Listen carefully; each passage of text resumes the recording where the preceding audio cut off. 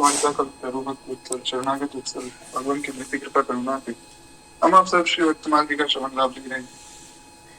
हम लोग जो है कल की कथा परसों की कथा में हमारा जो सत्य था जिसमें हमने भगवान की माया को जीतने वाले भक्तों का चरित्र सुना था, वो सत्य हमारा पूर्ण हुआ। अब हम आगे बढ़ते हैं और अगला जो सत्य है उसकी चर्चा हम विशेष रूप से आज करेंगे। पहले हम उस सत्य छंद को सुन लेते हैं, फिर कथा में प्रवेश करेंगे। एक बार प्रेम से बोलिए वत्सल भगवान की जय। और जैसा कि आपको याद होगा कल की कथा में मैंने बताया था कि महाराज जब नवयोगेश्वर जो नए थे राधे राधे राधे के साथ में जो है नेमी जी का संवाद श्रीमद् भागवत महापुराण में मिलता है। तो ये नवयोगेश्वर और भागवत श्री नेमी जी का जो संवाद है, इन दोनों की संवाद में जो चर्चा हुई वो क्या चर्चा हुई वो यहाँ पर विस्तृत रूप में श्री नाभा गोस्वामी जी वर्णन करते हैं। हमने पूर्व में भी ये चरित्र सुना था जब श्री नव योगेश्वर जी का चरित्र हमने सुना था, जिसमें भगवान के जो प्रिय भक्त हैं हरि वल्लभ, उनमें इनका चरित्र आया था।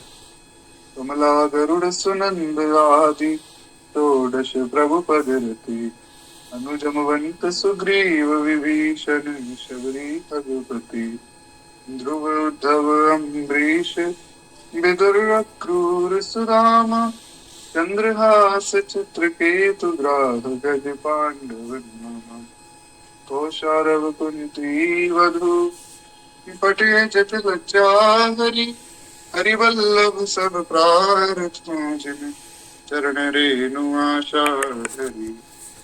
तो ये जो पद है इसमें भगवान के जो हरि वल्लभ है, जो भगवान के प्रिय भक्त हैं, उनमें श्री नव योगेश्वर जी का वर्णन भी श्री नाभा गोस्वामी जी ने किया है।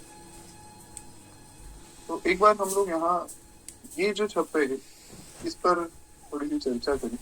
श्री नाभा गोस्वामी जी महाराज बड़े जो है सुंदर रूप में यहाँ वर्णन करते।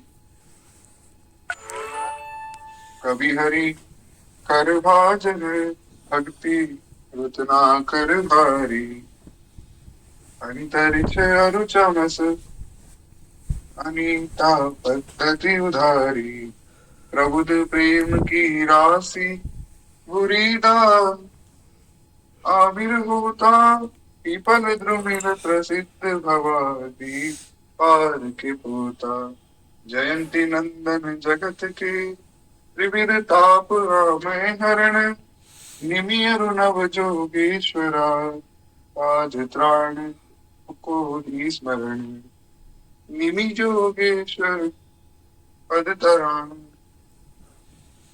कृपा त्राण को ही स्मरण।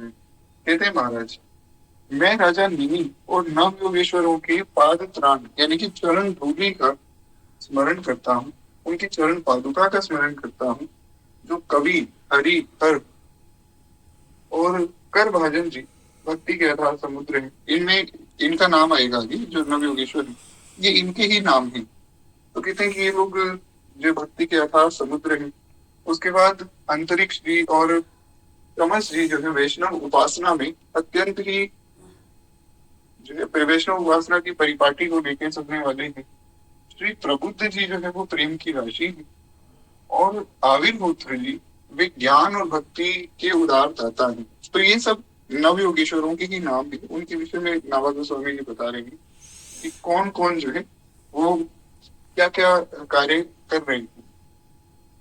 कहते महाराज इनमें से जो पीपलायन जी और श्री द्रुमिल जी वे प्राणियों को भवसागर से पार कराने वाले प्रसिद्ध जहाज हैं।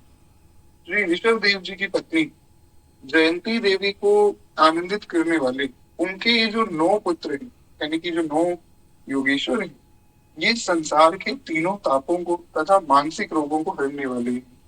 भगवान का जो भक्त होता है वो दर्शन मात्र से ही सबका कल्याण करने में समर्थ होता है। इसीलिए गोस्वामी जी ने कहा कि संत दरस जिन्हें पातक तरही, संत के दर्शन से महाराज बड़े से बड़े पापी का भी कल्याण हो सकता है। तो उसी प्रकार से यहाँ नाभा गोस्वामी जी कह रहे हैं कि जो नव योगेश्वर है ये भी संसार से पार कराने में पूर्ण रूप से समर्थ है। कहते हैं इस प्रकार अभी हरि अंतरिक्ष प्रबुद्ध पिपलायन आवृहोत्र द्रुमिल चमस और करभाजन, ये 9 योगेश्वर है। पूर्व में भी हम इनके विषय में सुन चुके हैं, पर पूर्व में इतना विस्तार में हमने नहीं सुना था, इसलिए यहाँ विस्तृत रूप में हम उनका चरित्र सुनेंगे। कहते हैं कि ये 9 जो है ये योगेश्वर है और ये भगवान वासुदेव के अंश अवतार श्री ऋषभ देव भगवान के पुत्र हैं। अगर आपको स्मरण हो तो हमने जो भगवान के 24 अवतारों का वर्णन सुना था, जय जय मीन वराह कमठ नर हरि बलि बाहु, परशुराम रघुवीर कृष्ण कीरति जग पावन, बुद्ध कल की व्यास पृथु हरि हंस, मनवंतर जगे ऋषभ है ग्रीव ध्रुव भरदैन धनवंतर, बद्रीपति रथ कपिल देव सनकादिक करुणा करु, 24 रूप लीलार चिर श्री अग्रदास और पग धरो। तो ये जो 24 रूप है या 24 अवतार है, इनके वर्णन में हमने श्री ऋषभ देव भगवान का चरित्र भी सुना था। तो जो ऋषभ देव भगवान है उन्हीं के ही ये 9 पुत्र हुए जिनका नाम नवयोगेश्वर हुआ। तो कहते हैं कि ये श्री ऋषभ देव भगवान के ही पुत्र है। ये महाभारत और भागवत धर्म के जो है ज्ञाता हुए हैं। श्रीमद् भागवत महापुराण के एकादश स्कंद के दूसरे से लेकर 5वें अध्याय तक इनका जो मिथिलाधिपति राजऋषि निमि के साथ संवाद वर्णित है। राजऋषि निमि का चरित्र तो हम अभी कुछ दिन पहले ही सुन चुके हैं, आशा करता हूँ आपको ध्यान में होगा। तो श्री निमि जी और इनका बड़ा सुंदर जो है संवाद प्राप्त होता है और बहुत सुंदर सुंदर शिक्षाएं इन्होंने श्री निमि जी महाराज को दी है। वास्तव में जो इनकी शिक्षाएं हैं, कम से कम एक बार तो हर एक व्यक्ति को जीवन में वो प्रसंग पढ़ना ही चाहिए। भागवत जी में बड़ा सुंदर रूप में जो वर्णन आया है, बहुत सुंदर रूप से श्री सुखदेव गोस्वामी जी ने परीक्षित जी को सुनाया है। एक बार तो प्रसंग कम से कम सबको पढ़ना चाहिए, बड़ा ही सुंदर प्रसंग है। अपना पढ़ सके तो कोई बात नहीं, यहाँ जो हम चरित्र सुनने वाले हैं उसमें भी विस्तार रूप में वो आएगा।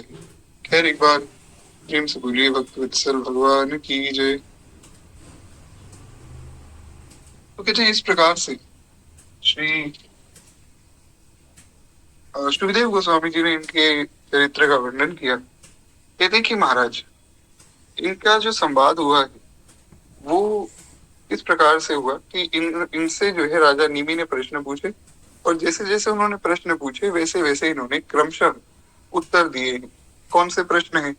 तो कहते हैं उसमें भागवत धर्म के, भगवत भक्ति के, भगवत भक्त के लक्षण, माया का स्वरूप, माया से पार होने का उपाय, परब्रह्म परमात्मा नारायण का स्वरूप, कर्मयोग, भगवान के अवतार, भगवान की लीलाएं और जो भक्तिहीन पुरुष हैं उनकी क्या गति होगी और भगवान की पूजा किस प्रकार से विधिवत की जाएगी, ये सारी बातें उन्होंने विस्तृत रूप में पूछी हैं श्री निमि जी ने।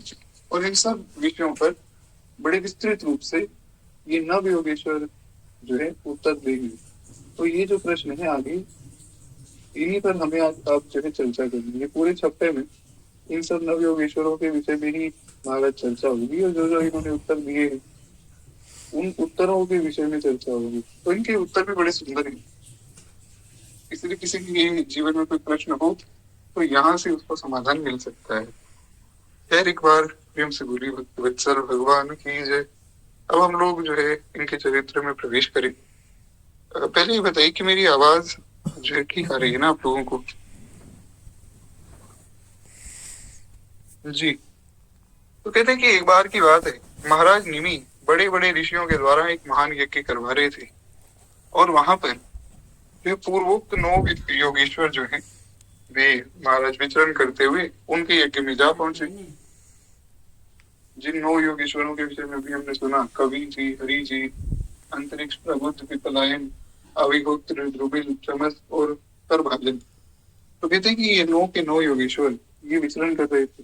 तो विचरण करते करते वहां जा पहुंचे जहाँ निमि जी महाराज का यज्ञ चल रहा था। निमि जी महाराज बहुत सुंदर एक बहुत विशाल यज्ञ करवा रहे थे।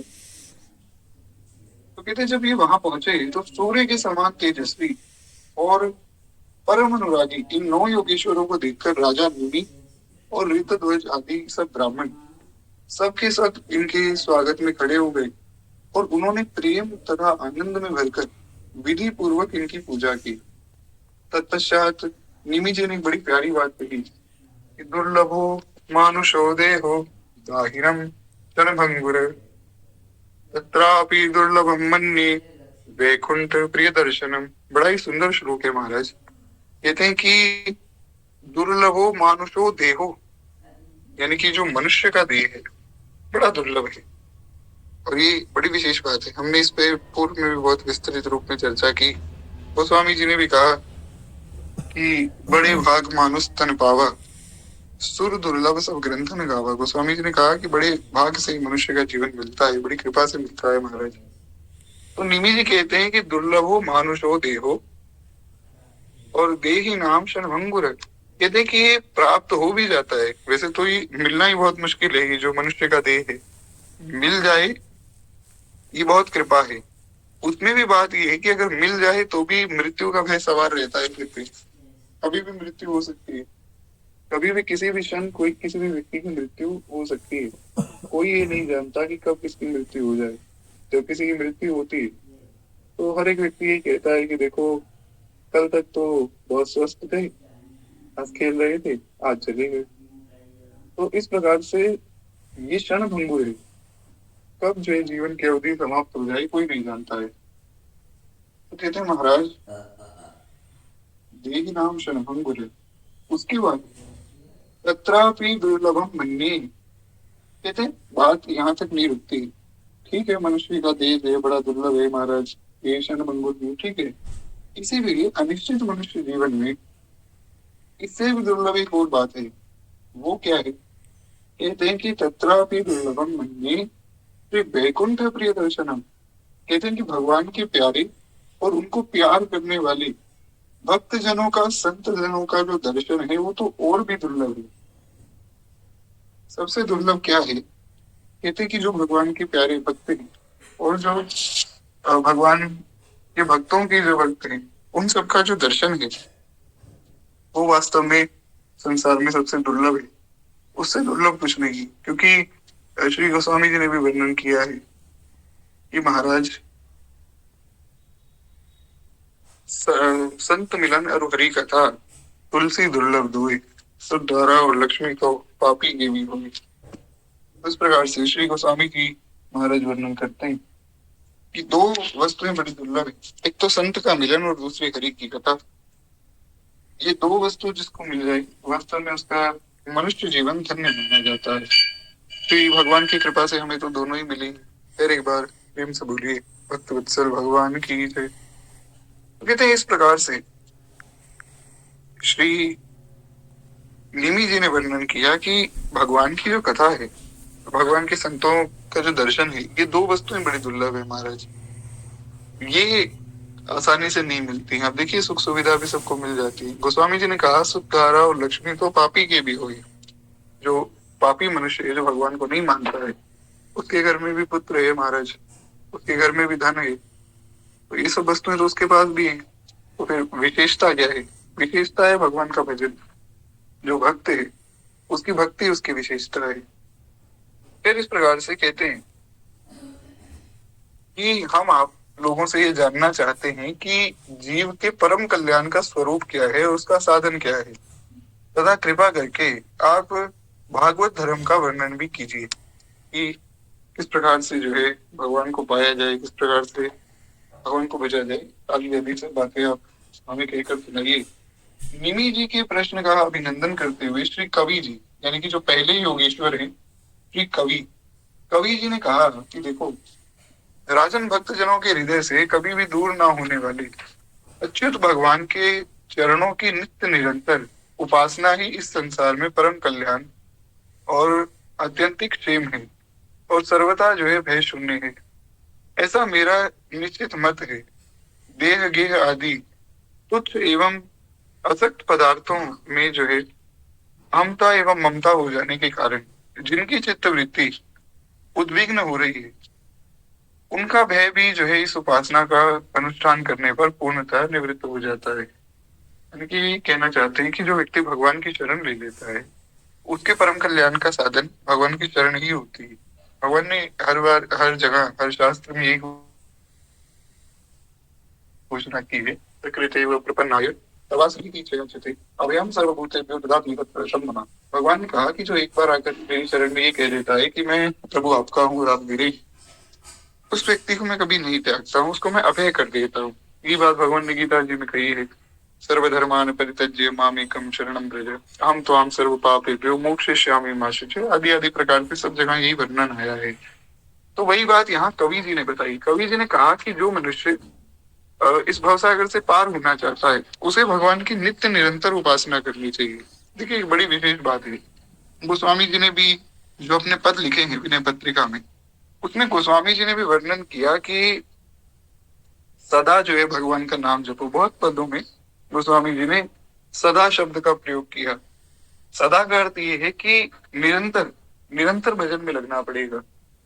इसलिए भगवान ने रामचरितमानस में भी एक जगह पर कहा है, सगुन उपासक परहित निरत नीति दृढ़ नेम ते नर प्राण समान मम जिनके द्विज पथ प्रेम। भगवान ने कहा कि मुझे वो व्यक्ति प्रिय है, मुझे प्राणों के समान प्रिय है। कौन? जो सगुण रूप का उपासक है, निरत नीति दृढ़ नियम, जो दृढ़ नियम लेकर निरंतर भजन करता है और नीति के साथ यानी कि शास्त्र की आज्ञा के अनुरूप भजन करता है, और गो ब्राह्मण आदि में जिसकी श्रद्धा है, संतों वैष्णवों में जिसकी श्रद्धा है, वो व्यक्ति मुझे प्राणों के समान प्रिय हो जाता है।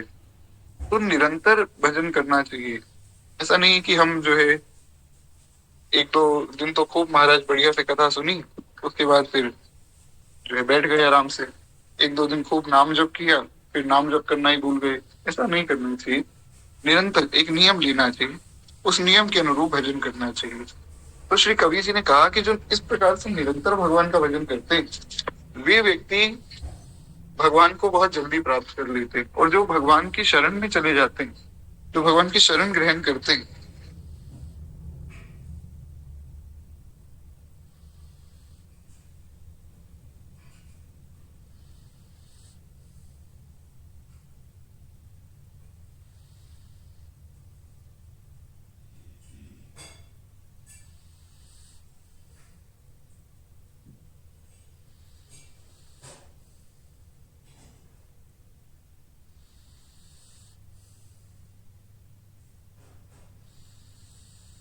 जी तो खैर एक बार प्रेम से बोलिए भक्त वत्सल भगवान की जय। खैर मैं क्षमा प्रार्थी हूँ। तो हम लोग चर्चा कर रहे हैं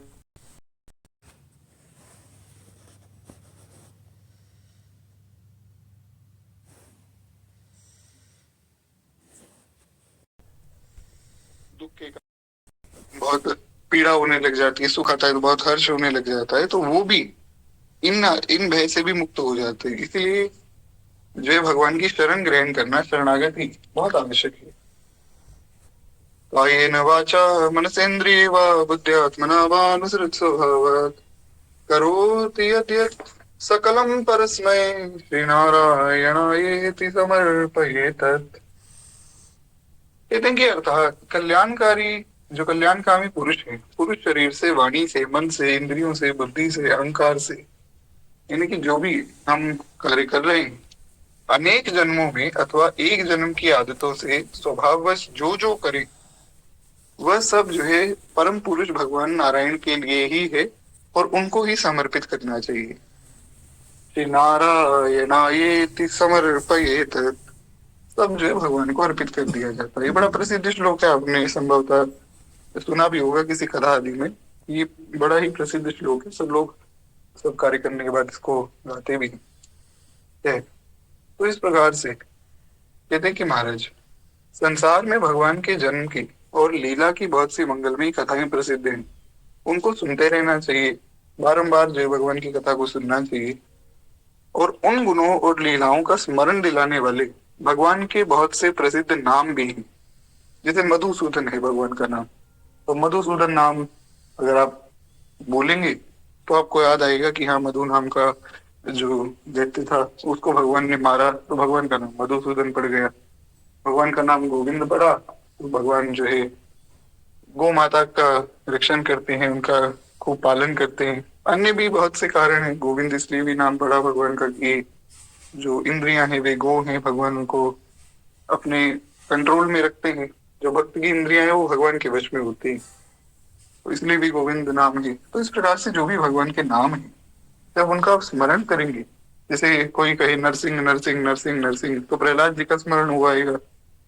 तो इस प्रकार से जो परम सुंदर भगवान की लीलाएं हैं, उनका स्मरण कराने वाले भगवान के अनंत नाम भी हैं। इसलिए भगवान के नामों में महाराज बड़ा रहस्य छुपा है। हमारे पूज्य दादा गुरुदेव श्री भक्तमाली जी महाराज के विषय में हमने सुना था, अगर आपको याद हो, कि महाराज जी सुबह उठते थे, स्नान आदि करके रसोई की सेवा करते थे, फिर तिलक लगाकर बैठ जाते थे, और जो नाम मन में आता, झाऊ की माला से, असली माला भी नहीं, झाऊ की माला मतलब नकली माला, तो नकली माला से जो नाम मन में आया, गोविंद गोविंद गोपाल गोपाल, सीताराम सीताराम, राधे श्याम, इस प्रकार से जो भी नाम मन में आता जपने लग जाते महाराज। क्योंकि भगवान के सब नाम जो है, सब रूप जो है, वे सब परम दिव्य हैं और सब नित्य हैं। ऐसा नहीं कि कोई रूप जो है पहले आया और कोई बाद में आया, ठीक है, लीला के रूप में जैसा भी जहां भी प्राकट्य हुआ है वो सब ठीक है, पर वास्तव में भगवान के सब रूप, सब नाम, सब धाम, सब लोक, सब भक्त, सब नित्य ही हैं। खैर, एक बार प्रेम से बोलिए भक्त वत्सल भगवान की जय। तो इस प्रकार से भगवान की इन सब नामों को और लीलाओं को बार बार जो है सुनना और इनका गान करते रहना चाहिए। लाज संकोच को छोड़कर उनका गान भी करते रहना चाहिए, तथा सर्वत्र आसक्ति शून्य होकर विचरण करते रहना चाहिए। हे राजन, यह आकाश, वायु, अग्नि, जल, पृथ्वी, ग्रह, नक्षत्र, प्राणी, दिशाएं, वृक्ष, वनस्पति, नदी, समुद्र, सबके सब भगवान के शरीर हैं। यानी कि ये सब के सब वास्तव में भगवान के शरीर में ही है। जैसा हमने पूर्व में भी चर्चा की थी, अगर आपको याद हो, तो भगवान के शरीर का हमने वर्णन सुना था जहां पर, तो ये बात आई कि जैसे जो पहाड़ हैं, ऐसा समझना चाहिए कि भगवान की हड्डियां हैं महाराज। जो नदियां हैं, वे भगवान के रक्त की जो है एक सूचक है। इस प्रकार से भाव करेंगे तो पूरी पृथ्वी, पूरा ये ब्रह्मांड ही भगवान का शरीर दिखाई देगा। कहते हैं सभी रूपों में भगवान ही प्रकट है। ऐसा समझकर अनन्य भक्ति प्राणी मात्र को जो है सबको प्रणाम भी करना चाहिए।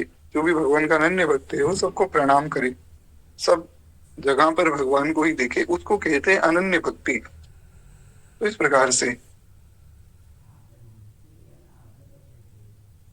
और उसके बाद एक बड़ा सुंदर और भी श्लोक आया, भक्ति प्रेषानुभो विरक्ति यंत्र चैत्र एक काल।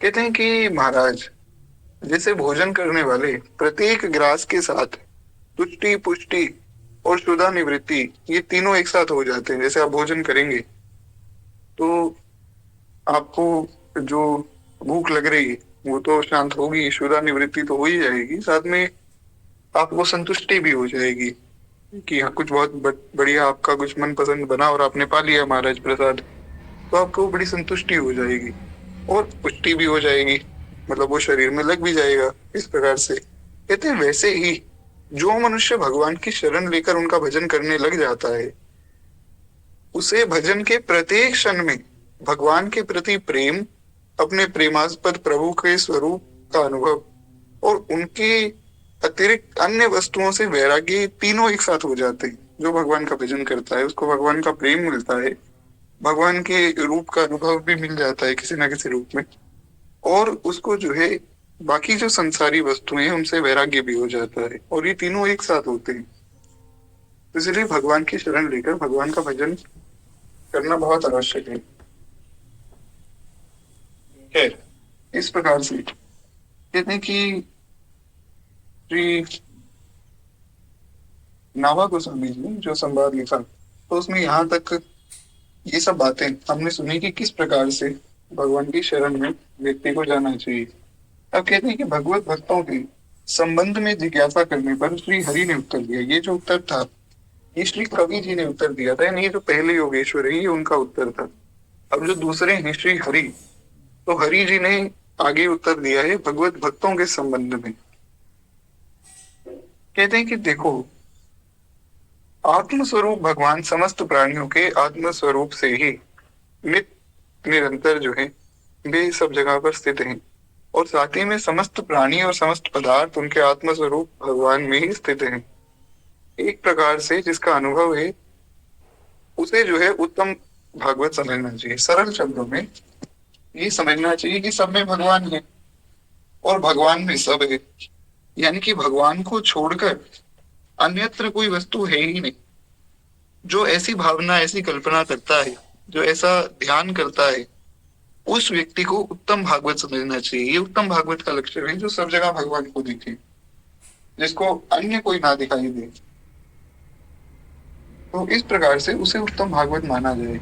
चित्त देखो चित्त श्याम वही है, जो गोपियों ने अपना भाव कहा उसी प्रकार से कहते हैं कि देखो, बड़े बड़े देवता और ऋषि मुनि भी अपने अंतःकरण को भगवान में बनाते हुए जिन्हें ढूंढते रहते हैं, भगवान ऐसे चरण कमलों से आधे क्षण आधे पल के लिए भी जो नहीं हटता, निरंतर उन चरणों की सन्निधि और सेवा में संलग्न रहता है। यहाँ तक कि कोई स्वयं उसे त्रिभुवन की राजलक्ष्मी दे तो भी वे भगवत स्मृति का तार नहीं तोड़ता, उस राजलक्ष्मी को ध्यान नहीं देता। वह पुरुष वास्तव में भगवत भक्त वैष्णवों में अग्रगण्य है। सरल शब्दों में भगवान के चरणों का जो नित्य ध्यान करते हैं, जो आधे क्षण के लिए भी भगवान को नहीं भूलते, और जिनको तीनों लोगों की संपत्ति दे दी जाए और वो उसको भी त्याग कर भगवान के स्मरण में लगे रहे, वास्तव में वे उत्तम वैष्णव, वे सब वैष्णवों में अग्रगण्य हैं। क्योंकि भगवान के जो चरण है उनका ध्यान तो महाराज देवता भी करना चाहते हैं। परम श्रद्धेय परम पूज्य पंडित श्री गया प्रसाद जी महाराज, श्री गिरिराज जी वाले पंडित जी, उनका चरित्र हमने दादा गुरुदेव भगवान की कथा में सुना था, आपको याद होगा। तो हमने वहां पर जो श्री पंडित जी का चरित्र सुना, पंडित जी एक बात बड़ी प्यारी कहते हैं। पंडित जी से किसी ने पूछा कि बाबा, आपके हिसाब से वैष्णव कौन है? तो श्री पंडित जी ने कहा कि देखो, जो व्यक्ति आधे क्षण के लिए भी भगवान को भुला ना सके, जिसको तीनों लोगों की संपत्ति दे दी जाए और कहा जाए कि केवल आधे क्षण के लिए, यानी कि केवल एक क्षण भी नहीं, एक सेकंड भी नहीं, आधा क्षण, आधे सेकंड के लिए तुम भगवान को भूल जाओ, और वो व्यक्ति उस तीनों लोगों की संपत्ति को ठुकरा कर आधे क्षण के लिए भी भगवान को भूलना स्वीकार न करे, वास्तव में वही वैष्णव है। तो ऐसा होता है वैष्णव जो हर क्षण हर पल केवल और केवल भगवान का ही चिंतन नित्य निरंतर करता रहता है। इसलिए श्री वाल्मीकि जी ने कहा कि जागी न चाहिए कबहू कछू तुम सन सहज सभी, जिनको प्रभु आपसे कुछ चाहिए नहीं, बस आपसे प्रेम करते हैं। बसहु निरंतरता सुमिर सो राहुल निज गी, आप उनके हृदय में बात कीजिए, क्योंकि वो आपका निजी घर है, वो आपका अपना घर है। तो इस प्रकार से जो यहाँ पर श्री हरि जी ने भी वही बात बताई कि जो भगवान को भूले नहीं, हर वक्त हर पल भगवान को ही स्मरण करे और बाकी सब वस्तुओं को त्याग दे, उसको जो है वैष्णवों में अग्रगण्य समझना चाहिए। जैसे एक बार की बात है, पूज्य श्री प्रेमानंद बाबा से एक बड़ी सुंदर कथा दास ने सुनी। हुआ क्या कि भगवान और श्री लक्ष्मी जी एक साथ बैठे थे, चर्चा चली, तो श्री लक्ष्मी जी ने कहा कि प्रभु, मेरी जो ख्याति है वो आपसे ज्यादा है। भगवान ने कहा ऐसा कैसे संभव है? लक्ष्मी जी ने कहा कि अगर आपको विश्वास नहीं है तो चलिए हम लोग जो है मृत्यु लोक में चलते हैं और देख लिया जाएगा वहां पे कि किसकी ख्याति जो है, मतलब कौन ऐसा है जिसको लोग ज्यादा मान्यता देंगे, आपको देंगे या मुझे देंगे। तो भगवान और श्री लक्ष्मी जी महाराज आए हैं।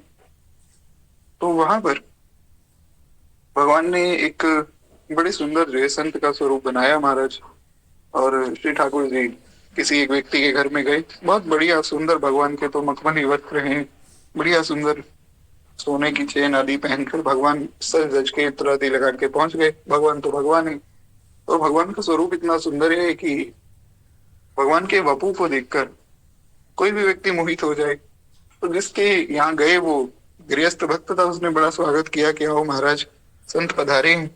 तो वो बड़ा प्रसन्न हो गए। अब जब संत भगवान को देखा तो खूब प्रेम से संत भगवान को जिमाया और सब सेवा हुई। इतने में लक्ष्मी माता एक वृद्धा नारी का स्वरूप धारण करके आई। बड़ी वृद्ध एक स्त्री का रूप धारण करके वहां पहुंची और आवाज लगाई। तो देखा कि कोई माता जी आई हैं। तो उसने सोचा कि इन माता जी से पूछना चाहिए कि अगर इनको कुछ खाना है तो इनको कुछ भोजन दे दिया जाए, कुछ सेवा की जाए। तो अतिथि तो भगवान के समान है ना, यहाँ तो भगवान ही अतिथि है महाराज। तो उन्होंने कहा कि माता जी आपको अगर कुछ पाना हो तो बताइए, मैं प्रसाद ले आता हूँ। तो उन्होंने कहा कि देखो मैं प्रसाद तो पाऊंगी पर मैं अपने पात्र में ही पाती हूँ।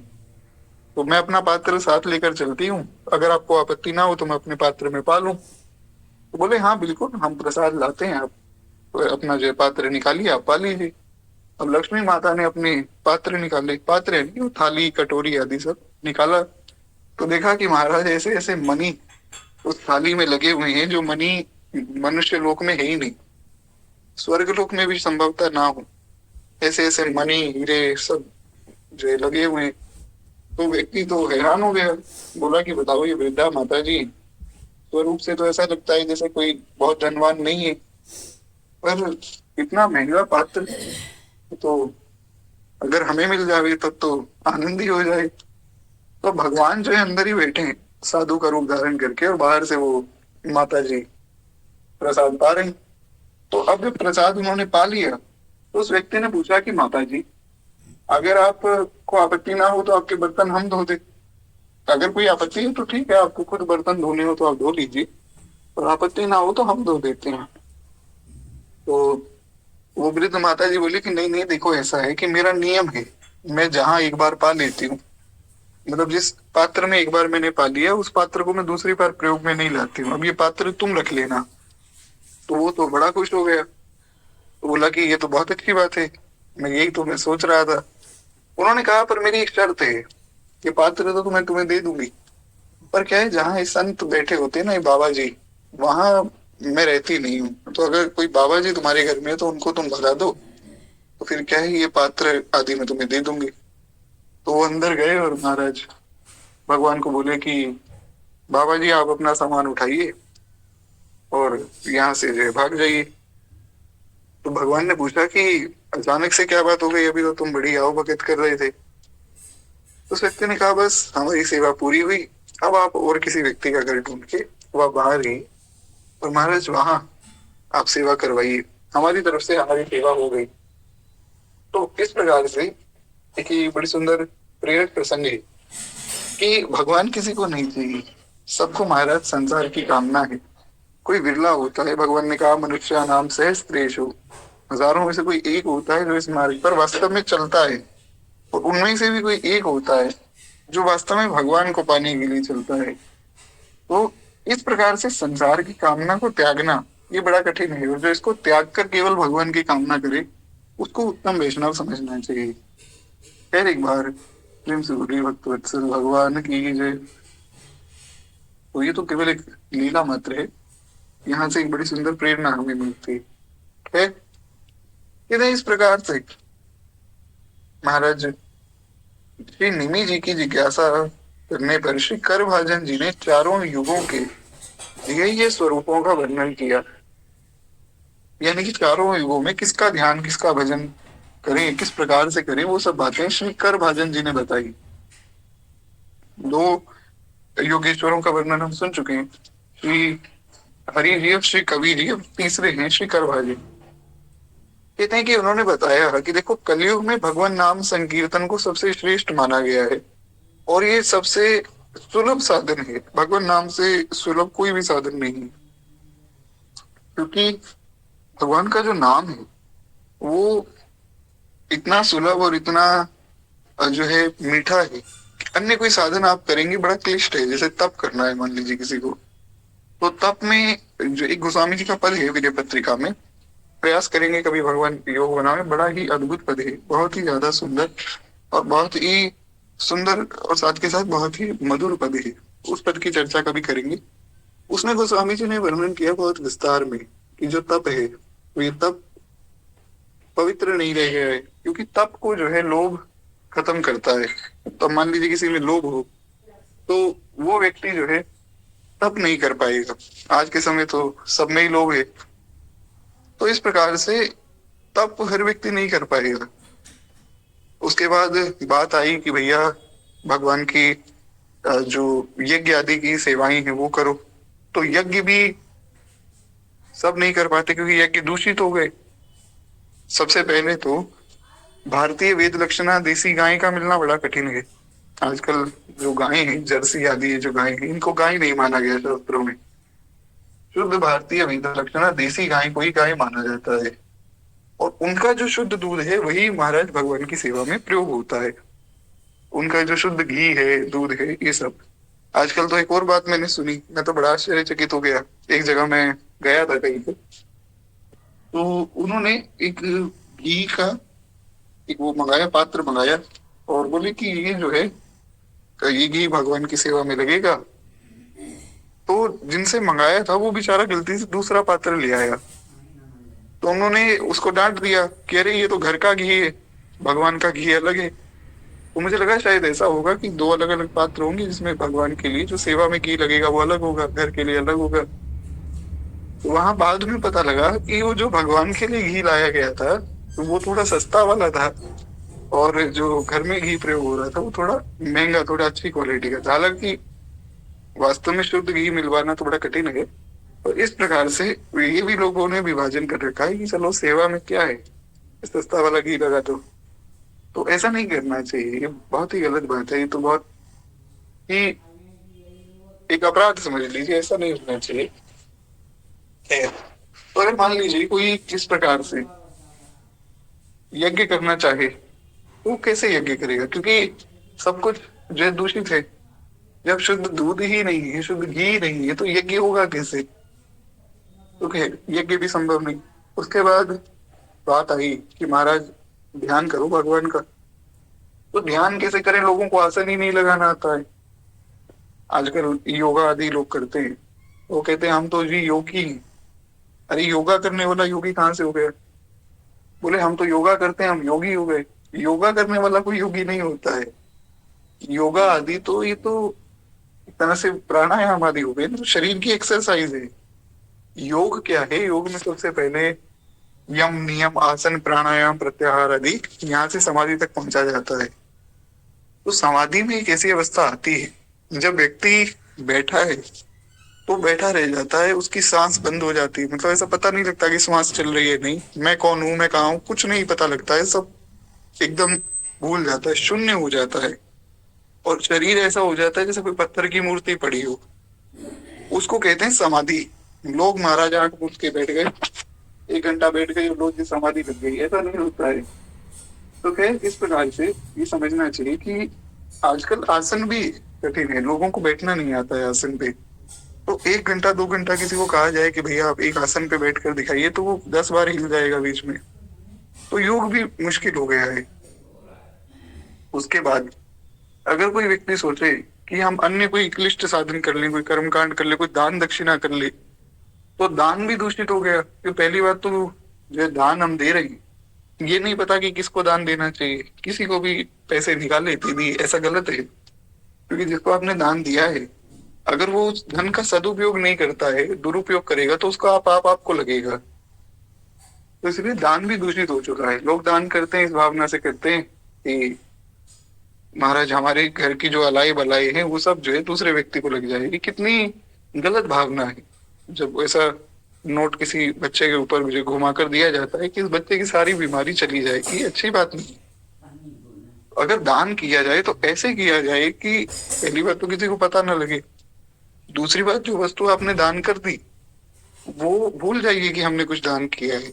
वो आपने थोड़ी दान किया है, भगवान ने करवाया है। जैसे एक बार की बात है, महाराज एक कोई सेठ जी थे, सेठ जी के पास खूब धन था। तो सेठ जी के मन में आया कि चलो साधुओं की कुछ सेवा करें, और पहुंच गए अपने गुरु जी के यहाँ पहुंचे। गुरु जी को कहा कि गुरु जी कुछ सेवा करनी है साधुओं की, तो आप बताइए क्या सेवा हम कर सकते हैं। गुरु जी ने कहा कि देखो यहाँ आश्रम में तुम एक बढ़िया कमरा बनवा दो।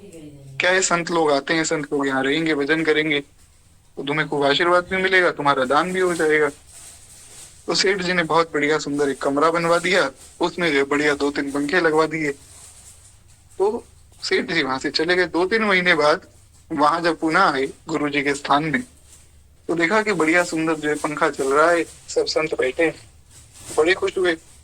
अब हुआ क्या कि जब सेठ जी ने देखा कि सब संत बैठे हैं, तो जाकर प्रणाम तो क्या करना, पहले जाकर पंखा बंद कर दिया।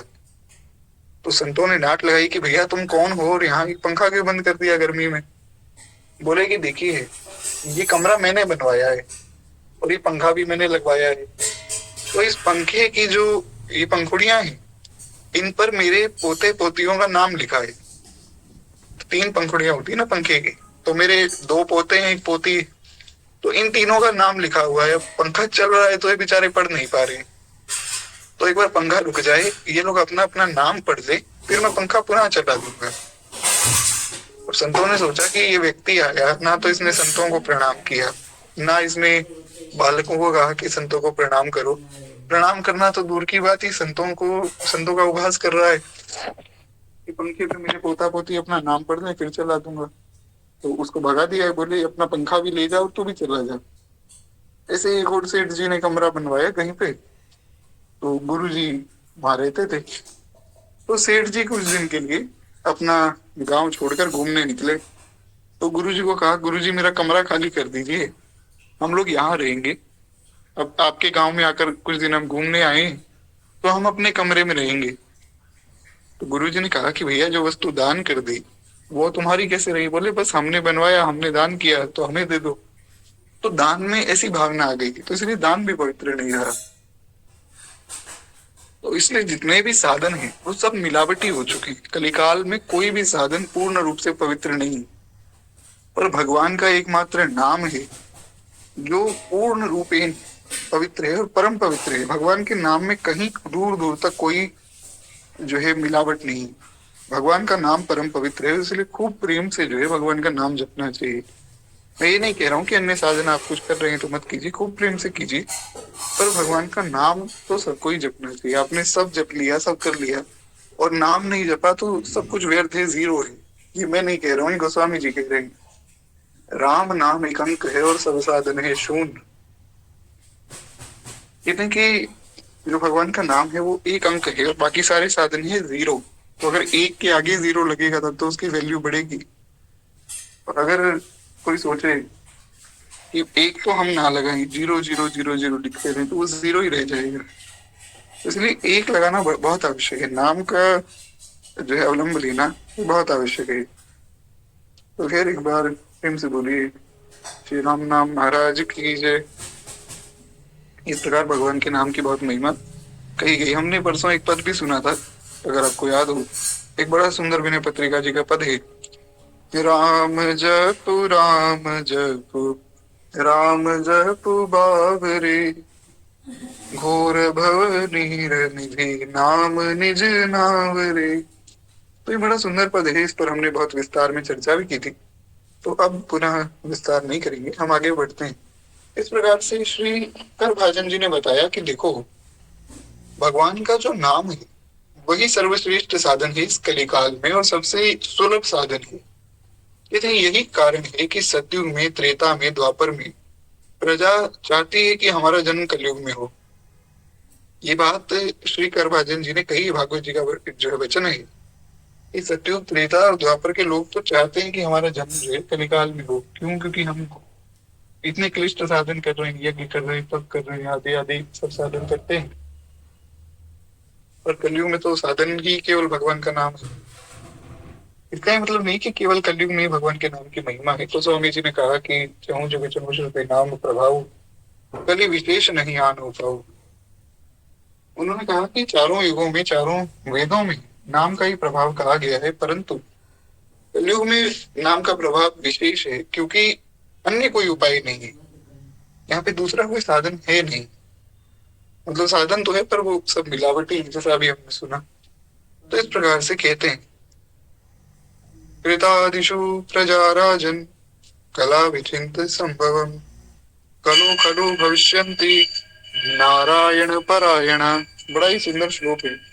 कहते हैं कि जितने भी लोग हैं, जितने भी पूर्व में भक्त हुए, पूर्व में भगवान को भजने वाले सब जन हुए, वे सब चाहते हैं कि कलो खलु भविष्यन्ति नारायण परायणा, कलयुग में हम प्रकट होकर भगवान का भजन करें और भगवान की भक्ति करके भगवान को हम प्राप्त करें। तो इस प्रकार से ये बात उन्होंने कही भी है कि कलयुग में जो भगवत परायण बहुत से लोग होंगे, क्योंकि जो नाम का अवलंब लेकर जो चाहे वो भगवान को पा सकता है। तो इसलिए कलयुग में बहुत से जो भक्त होंगे। अब देखिए कलयुग में ऐसे ऐसे भक्त हुए, आगे हम भक्तमाल में सबका चरित्र सुनेंगे। एक संत हुए, उन्होंने एक हाथी को दीक्षा दे दी, हाथी को भक्त बना दिया। एक श्री पीपा जी महाराज हमारी परंपरा में बड़े अद्भुत संत हुए, पीपा जी ने एक ऊंट को दीक्षा दे दी, ऊंट को भक्त बना दिया। इस प्रकार ऊंट को, सियार को, चूहे को, बहुत से पशु पक्षियों को, बहुत सबका वर्णन आएगा आगे, तो उन सबको भक्त बनाया गया है।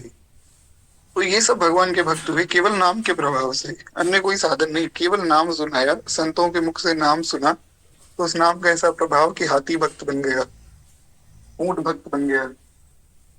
तो इस प्रकार से सब बात आगे सुनेंगे। कहते हैं इस प्रकार से श्री करभाजन जी ने चारों युगों की सब स्थिति बताई। आगे कहते हैं कि भगवत शरणागति की महिमा का वर्णन करते हुए करभाजन जी कहते हैं कि राजन, जो मनुष्य यह करना बाकी है वह करना आवश्यक है इत्यादि कर्मों में और वासनाओं में अथवा भीर बुद्धि का परित्याग करके सर्वथा भाव से शरणागत वत्सल प्रेम के वरदानी भगवान मुकुंद की शरण में आ गया, वह देवताओं, ऋषियों, पितरों, प्राणियों, कुटुंबियों और अतिथियों के ऋण से उऋण हो गया।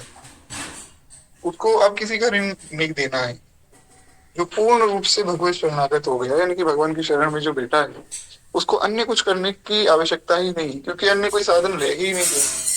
शरणागति ही सबसे बड़ा साधन है, शरणागति से ऊपर कोई भी साधन नहीं। इसलिए जो व्यक्ति ये सोच रहे हैं कि अभी तो ये कार्य करना है, वो कार्य करना है, वो इसी में लगे रह जाते हैं, उनका काम कभी पूरा नहीं होता है और वो काम ही करते रह जाते हैं। और जो व्यक्ति भगवान की शरण में आ जाता है, उसके सब काम पूर्ण हो जाते हैं। कहते हैं कि देखो, वो व्यक्ति ना तो किसी के अधीन है, ना वो किसी का सेवक है और ना किसी बंधन में। जो शरणागत है वो केवल भगवान का है और केवल भगवान ही उसके है, अन्य उसको किसी से कोई मतलब नहीं। इसका ये मतलब नहीं कि आप लोग जो अपने गृहस्थ का सारा काम छोड़कर बैठ जाएं। इसका ये मतलब है कि खूब जो गृहस्थ में रहिए, सब काम भी कीजिए, सबकी सेवा भी कीजिए, पर भाव ये कीजिए कि भगवान के लिए कर रहे हैं। जैसे गोपियों ने सब काम थोड़ी छोड़ दिया था, गोपियां सब काम करती, पर जैसे मक्खन भिगो रही तो उस समय ध्यान करती हैं श्री ठाकुर जी की लीला का। तो इस प्रकार से जैसे मेरे पास भी काफी मैसेजेस आए कि भैया हम सुबह जो कथा सुनते हैं, साथ के साथ जो माताएं हैं वे बताती हैं कि हम सुबह भोजन बना रहे होते हैं, साथ में फोन रख दिया तो कथा भी सुन रहे हैं, भोजन भी बना रहे हैं। तो कितनी अच्छी बात है, भोजन तो बनाना ही है, साथ में भगवान का स्मरण हो गया, या कहीं बैठे हैं तो भगवान का नाम जप रहे हैं धीरे धीरे मन में। तो इस प्रकार से भगवान के निमित्त सारा कार्य किया जाए।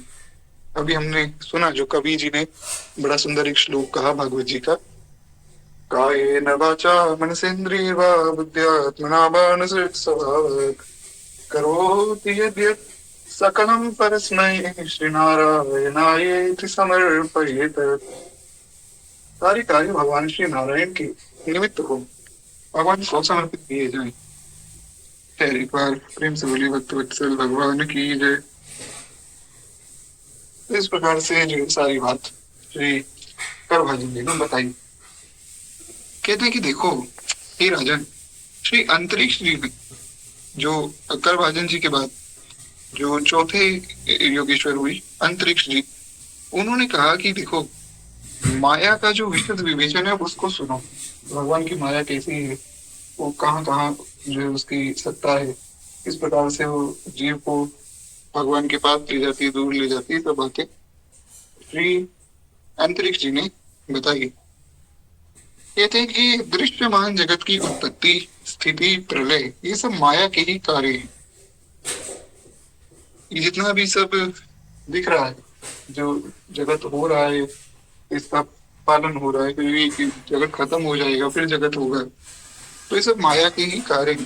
एका माया भगवत। श्री भागवत जी में वर्णन आया कि जो भगवान की माया है, ये सर्ग सिद्ध्यंतकारिणी, ये सारा काम करने वाली, यानी कि जो सब सृजन पालन संहार है, ये सारा माया का काम है। कहते हैं कि माया से मोहित होकर ईश्वर अंश चेतन अमल अविनाशी और सहज सुख राशि जीव अनेक प्रकार की कामनाओं से युक्त होकर अनेकों कर्म अकर्म विकर्म करता है।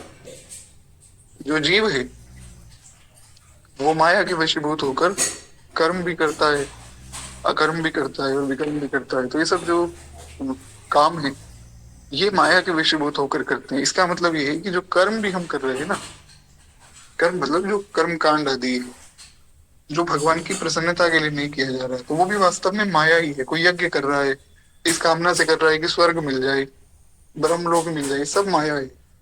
केवल भगवान की प्रसन्नता के लिए जो काम किया जाए वो माया से रहित है बस। बाकी सब कुछ माया है, चाहे कुछ भी कर लीजिए। तो कहते हैं इस प्रकार से जो जीव है वो कैसा है, वो ईश्वर का अंश है, चेतन है, अमल है, अविनाशी है, सहज सुख राशि है। यही बात गोस्वामी जी ने कही, ईश्वर अंश जीव अविनाशी, चेतन अमल सहज सुख राशि। तो ये बात यहाँ पर श्री नाभा गोस्वामी जी ने कही कि जीव जो है माया के बंधन में पड़ के शुभ अशुभ सब कर्मों को करता है और शुभ अशुभ कर्मों का सुख या दुख के रूप में उसकी कामना करता है। तो इस प्रकार से वो सुख या दुख की कामना करने के कारण विविध योनियों में जन्म लेता है, उस संसार में भटकता रहता है। कहते हैं कि देखो, जो व्यक्ति भगवान की शरण में जाता है वो व्यक्ति, उसको फिर भटकना नहीं पड़ता है। वो फिर इस संसार चक्र से मुक्त होकर और भगवान के नित्य धाम में पहुंच जाता है। इस प्रकार से श्री अंतरिक्ष जी ने भी माया के स्वरूप का वर्णन किया। आगे श्री चमस जी का जो है भाव, कहते हैं चमस जी ने विमुख जीवों और अधपतन वर्णन करने के लिए उन साधु पुरुषों की दया का पात्र बताया है। जो विमुख जीव है, जो भगवान की शरण में नहीं जाते, उनका कल्याण किस प्रकार हो वो सब बात बताई है। कहते ये शरीर मृतक शरीर है, ये शरीर आज नहीं तो कल कभी ना कभी छूट ही जाएगा। तो जो लोग इस शरीर से तो प्रेम की गांठ बांध लेते हैं और दूसरे शरीर में रहने वाले अपने ही आत्मा एवं सर्वशक्तिमान भगवान से द्वेष करते हैं, उन मूर्खों का अधपतन निश्चित है।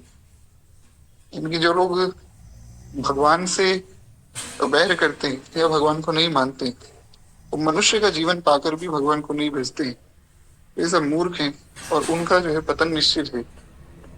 क्योंकि वास्तव में जो है शरीर मिला ही इसलिए कि भगवान का भजन किया जाए।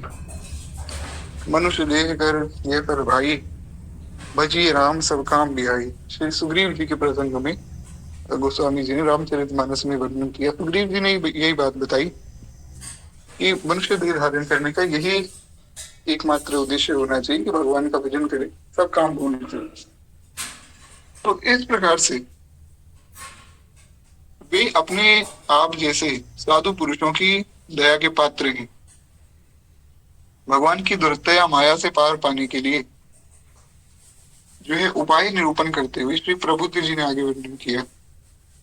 प्रबुद्ध जी आगे बात बताते हैं कि भगवान की माया से किस प्रकार पार पाए। हमने जो है परसों भी कहा, बहुत विस्तार में इसकी चर्चा की थी श्रीमद् भगवद गीता में। जो भगवान ने कहा कि मम माया दुरत्तया, कि अर्जुन जो मेरी माया है लेकिन दुरत्तया है, इससे बच पाना बड़ा कठिन है। परंतु एक उपाय है, अगर कोई जो है मेरी माया से बचना चाहे तो भगवद गीता में 7वां अध्याय और श्लोक नंबर 14, 7 चैप्टर का 14th श्लोक, हमने इसमें बहुत विस्तार में चर्चा की थी, पुनः विस्तार की आवश्यकता नहीं, पर मैं वो एक भाव कह देता हूँ। भगवान ने कहा कि मामेव ये प्रपद्यन्ते माया मेताम तरन्ति थे। जो व्यक्ति मामेव ये प्रपद्यन्ते, जो मुझे सरेंडर कर देगा, शरणागत हो जाएगा, वो व्यक्ति फिर मेरी माया से बच जाएगा। इसलिए जब गोस्वामी जी ने प्रसंग लिखा कि कामदेव ने अपना बाण चलाया और भगवान शिव पर उसने बाण चलाया था, भगवान शिव ने कामदेव को भस्म कर दिया, फिर कामदेव का नाम अनंग पड़ा, ये सब बातें तो हम भूल चुके हैं। इसमें हुआ क्या था, जब कामदेव ने बाण चलाया तो पूरे संसार को काम मोहित कर दिया उसने। तो गोस्वामी जी ने कहा कि कोई भी नहीं बच पाया। फिर गोस्वामी जी ने सोचा कि ये चौपाई तो मैंने लिख दी, पर लोग कहेंगे कि जब कोई भी नहीं बच पाया काम से, तो फिर भगवान का भजन करने का और ये सब, इनका क्या मतलब है? नाम जप करो और ये सब करो क्यों? क्योंकि बचना तो किसी को भी नहीं है। तो श्री हनुमान जी महाराज ने प्रकट होकर उस चौपाई को पूरा किया। हनुमान जी ने लिखा कि जे राखे रघुवीर ते उबरे ते काल मनो। जिनको भगवान ने रखा वे बच गए, यानी कि जो भगवान की शरण में थे, जो भगवान के आश्रित थे, वे बच गए। बाकी सब लोग जो है उनको राम ने अपने वशीभूत कर लिया। तो इस प्रकार से भगवान के जो भक्त हैं वे माया से बच सकते हैं। ये बात भगवान ने गीता जी में कही, माया मीताम तरंती थी। तो खैर यहाँ भी वही बात बता रहे हैं श्रीमद् भागवत महापुराण में। कहते हैं कि देखो, जो परम कल्याण का जिज्ञासु हो उसे श्री गुरुदेव की शरण लेनी चाहिए। गुरुदेव ऐसे हों जो शब्द ब्रह्म वेदों के पारदर्शी विद्वान हो। अब गुरु कौन है, उसका बड़ा सुंदर वर्णन यहाँ पर दिया गया है। सब व्यक्ति गुरु नहीं हो सकते। तो गुरु की पहचान भी श्री व्यास जी ने श्रीमद् भागवत महापुराण में बताई है, और बड़ी सुंदर पहचान बताई है। क्योंकि हर व्यक्ति को इन्हें गुरु मान लेना ये मूर्खता है। तो कहते हैं सबसे पहली बात, आचार्यो वेद संपन्नो विष्णु भक्त विमर्शर। ये श्लोक है उपनिषद का, यहाँ नहीं है, ये तो मैं खैर एक भाव बता रहा हूँ आपको। ये उपनिषद का एक भाव है कि आचार्यो वेद संपन्नो, आचार्य कौन हो? वेद संपन्न हो, विष्णु भक्त हो, और मंत्रज्ञो मंत्र भक्त, मंत्र एवं मंत्र श्रुति। ये उपनिषद में वर्णन आया कि आचार्य जो है पहली बात तो वेद संपन्न होनी चाहिए, यानी कि उनको वेदों का ज्ञान होना चाहिए। जिसको वेदों का ज्ञान नहीं है वो गुरु नहीं हो सकता। और भगवान का भक्त होना चाहिए। आपको खूब ज्ञान हो गया वेदों का, और वेदों को जानने के बाद हुआ क्या, ये जाना कि भैया वेदों का ज्ञान बेचकर धन कैसे कमाए, तो मूर्ख है वो भी गुरु नहीं। भगवान का भक्त हो, क्योंकि जो भगवान का भक्त है उसको वेदों का ज्ञान स्वतः हो जाता है। जैसे कल श्री रैदास जी महाराज की जयंती थी, तो रैदास जी महाराज कहीं पढ़े तो थे नहीं, उनको तो पढ़ने ही नहीं दिया गया था। उनको तो लोग सोचते थे तो ये छोटी जाति का व्यक्ति। पर रैदास जी को जब श्री मीराबाई ने देखा तो मीराबाई चरणों में गिर गई। तो जिसने मीरा को मीरा बना दिया उनमें क्या ज्ञान होगा? आप सोचिए, श्री मीराबाई की क्या ख्याति है, उनके गुरुदेव हैं रैदास जी महाराज। तो ऐसे परम सिद्ध गुरु, ऐसे परम समर्थ गुरु हैं रैदास जी, तो क्या उनको वेदों का ज्ञान नहीं? वेदों का ज्ञान हो पर भगवान के भक्त नहीं हो तो व्यर्थ है। पर अगर आप भगवान के भक्त हैं और आपको वेदों का ज्ञान नहीं है, पर आप पूर्ण रूप से भजन में लगे हैं, तो विश्वास मानिए वेदों का ज्ञान हो जाएगा। कुछ करना नहीं पड़ेगा, हो जाएगा। इसलिए आचार्य वेद संपन्नो ठीक है, पर विष्णु भक्त विमर्शर है, भगवान का भक्त होना बहुत आवश्यक है। उसके बाद जो है वर्णन आया कि प्रामाणिक परंपरा से उसने मंत्र लिया हो, उस मंत्र को जीवन में साध लिया हो। मंत्र तो कोई भी ले ले, हिंदू जैसे व्यक्ति ने मंत्र ले लिया महाराज, अब मैं कहूं कि चलो मैं सबको दीक्षा देने लग जाऊं, तो ये तो अपराध है, महापाप हो जाएगा। क्यों? क्योंकि अभी मैंने मंत्र को खुद के जीवन में साधा नहीं है। जब मंत्र खुद के जीवन में साध लिया जाए तब फिर वो मंत्र देने का अधिकारी है। ऐसा उपनिषद में वर्णन आया है। अब यहाँ हम लोग पढ़ लेते हैं भागवत जी में क्या वर्णन है। तो कहते हैं कि देखो हे राजन, गुरु ऐसा हो कि पहली बात तो वो वेदों के पारदर्शी विद्वान हो, वेदों का ज्ञाता हो। दूसरी बात, जिससे वे आश्रित को ठीक ठीक समझा सके कि क्या करना है क्या नहीं करना है। अब गुरु जी को खुद ही नहीं पता है कि भैया क्या करना है और क्या नहीं करना है। तो ऐसे गुरुओं के विषय में स्वामी जी कहा करते थे कि कौन गुरु और कौन चेला, नरक में ठेलम ठेला, ये दोनों नरक में जाएंगे, क्योंकि दोनों को ही नहीं पता है कि करना क्या है और क्या वस्तु त्यागनी है। तो इन सब का विधि निषेध का ज्ञान होना चाहिए गुरु जी को। एक जगह एक व्यक्ति से कुछ चर्चा हुई, तो नाम तो नहीं लूंगा, हालांकि नाम ले लूंगा तो भी आप पहचान नहीं पाएंगे। और कुछ चर्चा हो रही थी किसी व्यक्ति की यहाँ, जो है मैं बैठा था, तो मैंने देखा कि उन्होंने बड़ी अंगूठियां पहनी है और सब पहना है। तो मुझसे उन्होंने पूछा कि भैया ये जो आपने तिलक लगाया है तो ये क्या है। तो मैंने बताया कि जी गुरु कृपा से दीक्षित हो गए हैं, तो संप्रदाय का तिलक मिला है, नाम मिला है, कंठी मिली है, ये सब है। तो वही आयु में बहुत बड़े हैं, मुझसे बहुत ज्यादा बड़े हैं। तो उन्होंने पूछा कि क्या मैं भी ले सकता हूँ दीक्षा। मैंने कहा बिल्कुल ले सकते हैं, आप जो है खूब प्रेम से भजन कीजिए और भगवान योग बनावेंगे, दीक्षा हो जाएगी, उसमें क्या है। तो बोले कि यार मैं तो गायत्री मंत्र जपता हूँ और एक दो मंत्र और बताइए। बोले मैं तो ये सब जपता हूँ। मैंने कहा कि आपकी जनेऊ हो गई, उपनयन हो गया। बोले नहीं वो तो नहीं हुआ। तो मैंने कहा कि फिर आपको किसने कह दिया कि आप गायत्री जपो। तो उन्होंने एक व्यक्ति का नाम लिया, वो ज्योतिष विद्या जानते। तो बोले उनसे बात हुई थी, बोले कि आपके कुंडली में तो जी काल सर्प दोष है और अमुक दोष है, तमुक दोष है, आपका जीवन तो ऐसा है कि बस आप ये मंत्र नहीं जपोगे तो खत्म है आपका जीवन। तो उन्होंने मुझे बहुत डरा दिया, इसलिए मैं तो यार दिन रात बैठ के मंत्र ही जपता रहता हूँ। तो मैंने उन्हें कहा कि देखिए आप ऐसा कीजिए, आप भगवान का नाम जप कीजिए और ये मंत्र आदि छोड़ दीजिए, क्योंकि मंत्र का अधिकार ही नहीं है आपको, बल्कि इससे तो आपका और अपराध बनेगा। तो बोले कि कहीं कुछ उल्टा सीधा हो गया तो मैंने कहा वो तो नहीं होगा, आप निश्चिंत रहिए, वो मैं गारंटी लेता हूँ, भगवान के नाम से कुछ उल्टा सीधा थोड़ी होगा, आप मंत्र मत जपिए, ये जपिए। तो उन्होंने नाम जप शुरू किया। तो उनका एक बार मेरे पास बाद में भी फोन आया, तो बोले कि यार बड़ा अच्छा लगता है, भगवान का नाम जपता हूँ, इतने मंत्र जपता था, इधर उधर भागता रहता था, कभी किसी मंदिर में चला गया, कभी किसी से बात कर ली, भगवान का नाम जप रहा हूं ना तो शांति है। अब ना तो अंगूठी की जरूरत, ना कहीं भटकने की जरूरत। तो ये समझना है कि अगर कोई व्यक्ति किसी को खुद ही नहीं पता हो कि भैया बिना जनेऊ के गायत्री नहीं जपी जाती, वो बता दे, तो गुरु जी को तो पाप लग ही गया, जो चेला है उसको भी पाप लगेगा बेचारे को। तो इसीलिए गुरु जी का ज्ञानी होना बहुत आवश्यक है। गुरु जी को जब विधि निषेध का पता नहीं होगा तो दोनों का ही अकल्याण हो जाएगा। एक बार प्रेम से बोलिए वत्सल भगवान की जय। भगवान की कृपा से भगवान के नाम जप में जो व्यक्ति लगा है उसका परम मंगल ही है हर जगह। तो इस प्रकार से कहते हैं कि पर ब्रह्म में परिनिष्ठित तत्व ज्ञानी भी होना चाहिए, यानी कि भगवान का भक्त होना चाहिए, जो भी हमने सुना, ताकि अपने अनुभव के द्वारा प्राप्त हुई रहस्य की बातें वो बता सके। और रहस्य की बातें बताएगा तो शिष्य और विश्वास होगा। अगर जो है किसी व्यक्ति को विश्वास दिलाना है तो उनको कुछ बताना पड़ेगा ना, कि देखो हमारे साथ भी ऐसा हुआ ऐसा हुआ, तो वो इस मार्ग में चलेंगे। तो इस प्रकार से गुरु जी की ये विशेषता, ये तो हमने सुनी अभी सुनी, और भी आगे यहाँ पर गुण दिए गए हैं। कहते हैं कि पहली बात तो जो गुरु जी है उनका चित्त शांत हो।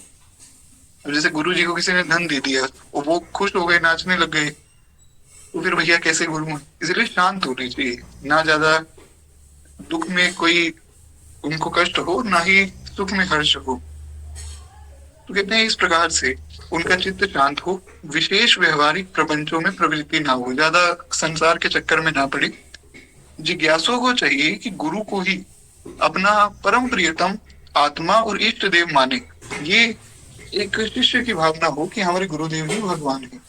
ये ऐसा कहें कि भगवान ही हमारे गुरुदेव के रूप में आए हैं हमारा कल्याण करवाने के लिए।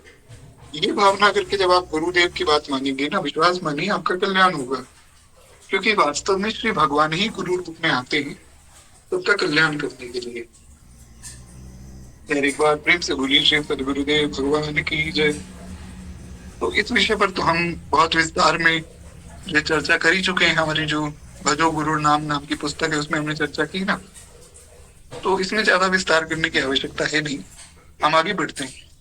कहते हैं कि देखो, उनकी निष्कपट भाव से सेवा करें और उनके पास रहकर जो है भागवत धर्म की, भगवान को प्राप्त करने वाली सब शिक्षा ग्रहण करे और भगवान की सेवा प्रेम से करे। और जो जो साधन भगवान से मिलाने में उपयोगी हैं उन सब साधनों का आश्रय वो गुरु जी की शरण में रहकर ले, यानी कि गुरु जी से सीखे कि क्या क्या करना चाहिए, किस प्रकार से भगवान प्रसन्न हुए, सब बातें वहां गुरु जी से शिक्षा ग्रहण करनी चाहिए। कहते हैं इन्हीं साधनों से सर्वात्मा और भक्तों को जो है अपने आत्मा का दान करने वाले भगवान प्रसन्न होते हैं। संत सदगुरु के समाश्रित साधकों को चाहिए कि वे स्वयं राशि राशि पापों को नष्ट करने वाले भगवान श्री हरि के महामंगलमय नामों का स्मरण करें और एक दूसरे को स्मरण करावे, यानी कि खुद भी नाम जपे और कीर्तन आदि करके दूसरों को भी नाम जप में लगावे। कोई व्यक्ति मान लीजिए आपको मिल गया, कोई बड़ा परेशान है, तो अवसर मत जाने दीजिए। ये तो बड़ा ही अच्छा अवसर है, जिसको कहते हैं ना गोल्डन चांस है। कोई व्यक्ति बड़ा परेशान है, आपके पास आया कि जी मैं तो बड़ा परेशान हूँ, तो उसको कहिए कि नाम जपो। वो नाम जप में ना लगे तो उसको डरा दीजिए।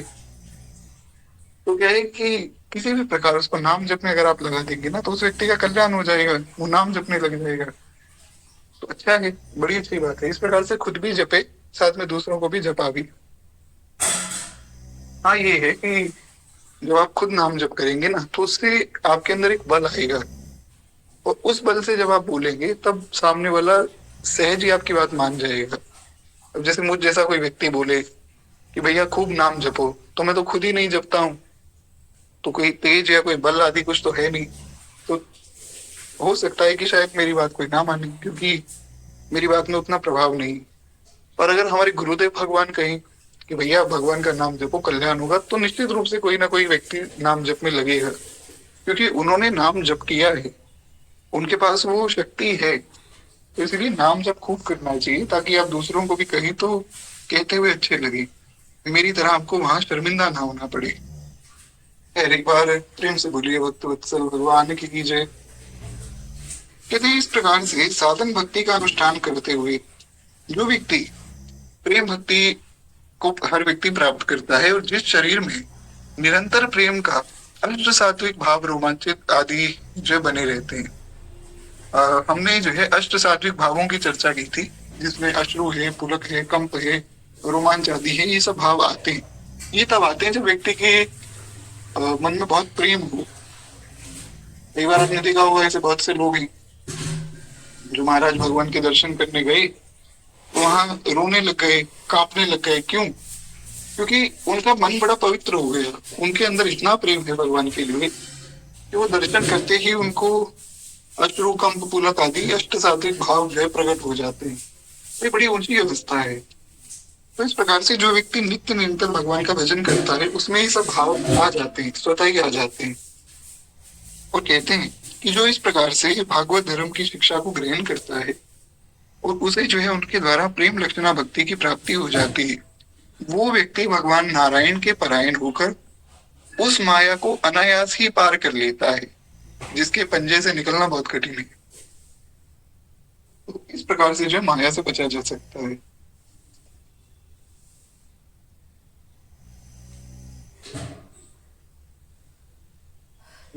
तो खैर, एक बार प्रेम से बोलिए भक्त वत्सल भगवान की जय। तो इस प्रकार से जो है माया से बचने का ही उपाय बताया गया। यार, मैं क्षमा प्रार्थी हूँ, क्या है 2-3 दिन से एक तो हमारा समय भी लेट होता जा रहा है, और थोड़ा बीच बीच में भी रुकना भी पड़ता है। और ठीक है, कल हमारी कथा और होगी, उसके बाद परसों से विश्राम रहेगा।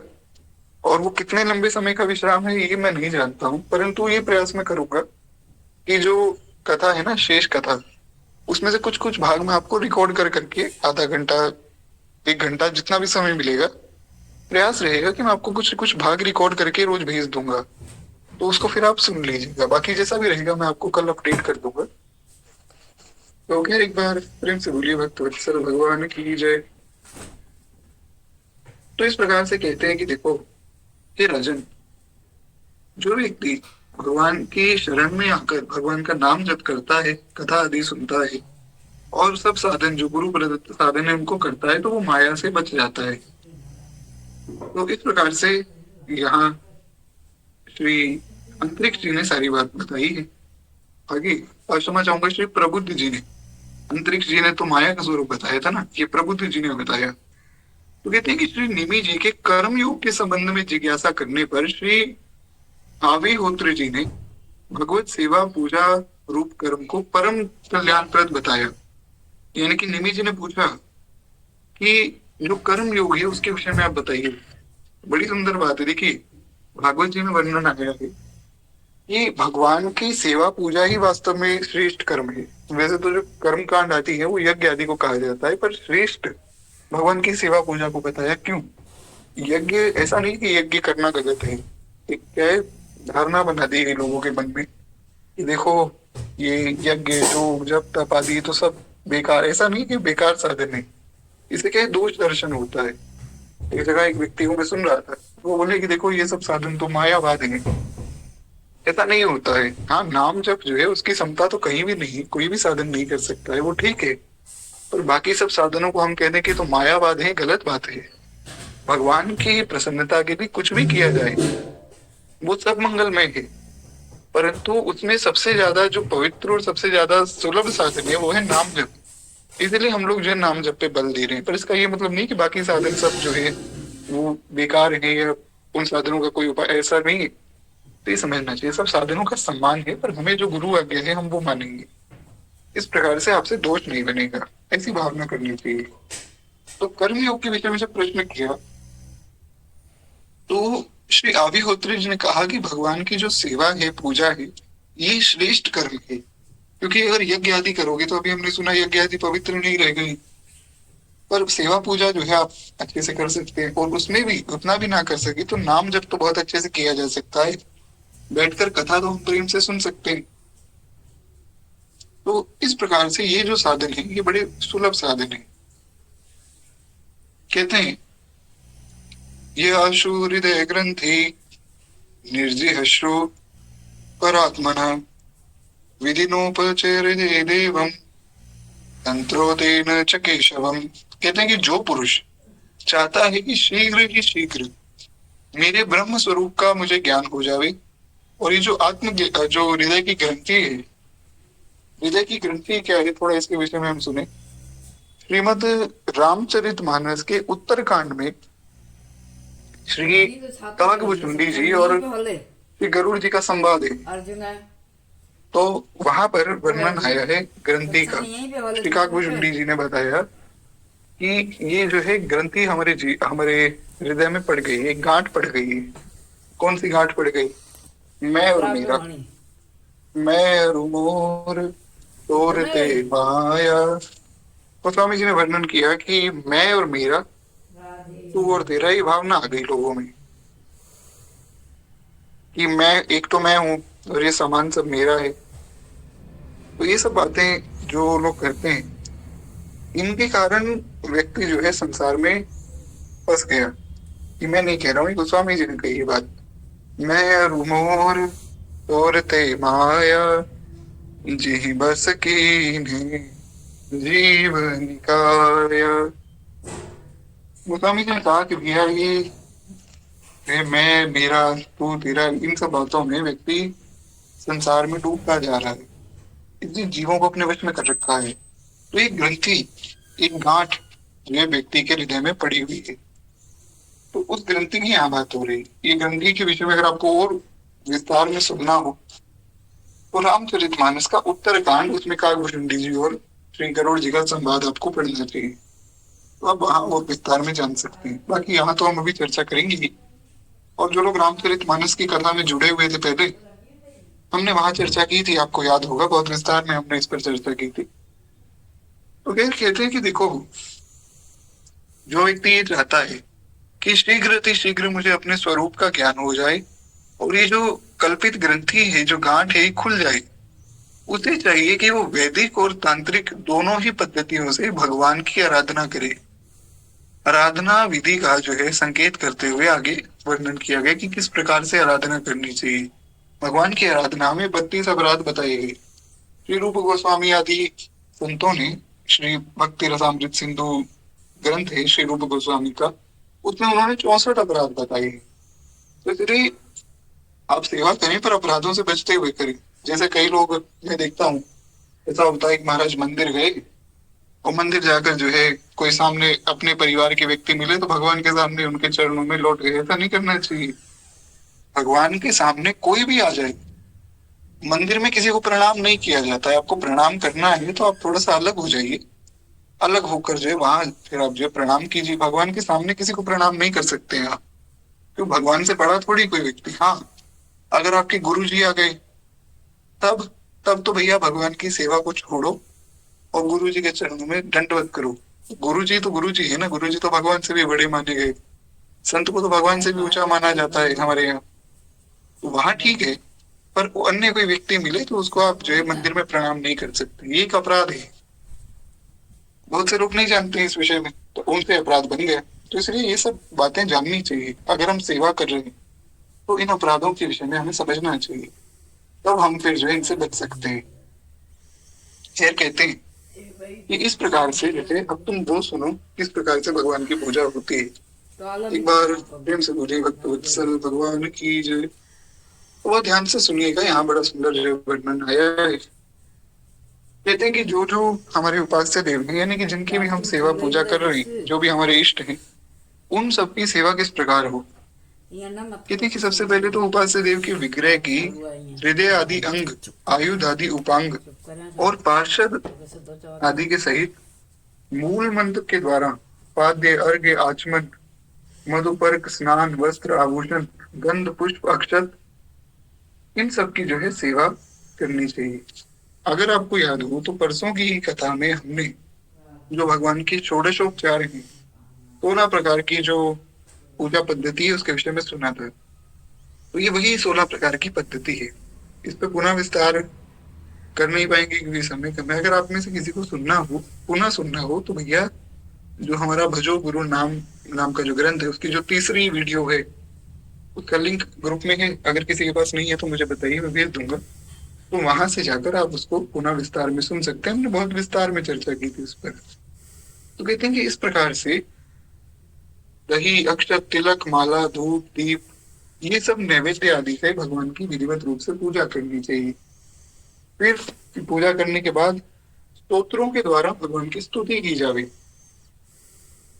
हमारे वृंदावन में आज भी ऐसा होता है, भगवान की आरती पूजा हो जाती है, उसके बाद जो है भगवान के लिए सुंदर सुंदर गीत गाए जाते हैं, कुछ स्तुति आदि की जाती है। तो मलुक पीठ में अगर आप जाएंगे तो हमारे यहाँ मलुक पीठ में तो इस प्रकार से आरती के बाद भय प्रगट कृपाल आदि दयाला आदि आदि भगवान की स्तुतियां की जाती है। फिर श्री मलुक दास जी के पद पढ़े जाते हैं।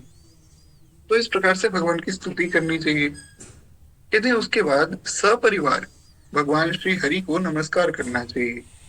तो ऐसा करने से वह शीघ्र ही मुक्त हो जाता है, क्योंकि हमें नहीं पता ना कि हम क्या गलती कर रहे हैं। पूजा में तो हमसे बहुत से अपराध बन सकते हैं, हम तो मनुष्य हैं। तो पूजा आदि करने के बाद स्तुति आदि करने के बाद अंत में भगवान को प्रणाम करना चाहिए, ये विधि है। हमने परसों भी चर्चा की थी इस पर कि अगर कोई पुरुष है तो दंडवत प्रणाम करे, कोई माता जी है तो वो फिर जो है पंचांग प्रणाम करके भगवान से क्षमापन करे कि प्रभु हमसे जो भी गलती हुई अपराध सहस्त्राणी, हमसे तो महाराज हजारों अपराध होते,